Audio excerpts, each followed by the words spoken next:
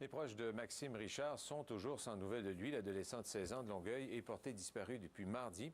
Pour aider aux recherches, un jeune de son école a eu une idée originale et a décidé de mettre à contribution Facebook et YouTube. Charles Faribault.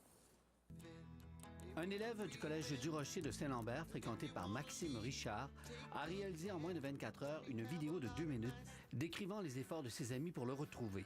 On y voit des jeunes distribuer des tracts à la sortie du métro Longueuil. Les images sont accompagnées de la musique favorite de Maxime.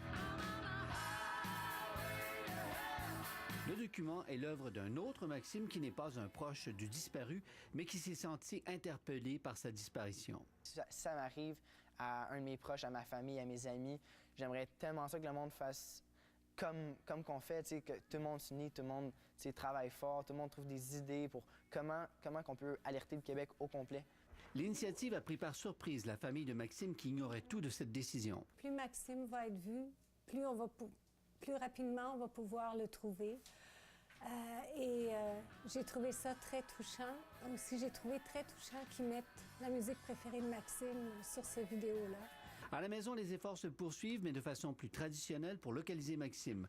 Son père et des amis de son fils continuent à classer des avis de recherche, tandis que sa mère multiplie les appels téléphoniques. L'adolescent qui est en fugue a laissé derrière lui des lettres inquiétantes concernant ses intentions. Le collège, chez lui, aussi impliqué dans les recherches en imprimant des centaines d'avis.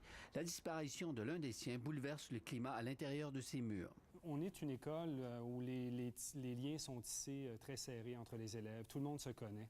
Et évidemment, dès qu'un des nôtres, quitte de cette façon-là, bien, tout le monde s'unit. On est toujours sans nouvelles de Maxime Richard, qu'on voit ici dans sa propre diffusion sur YouTube.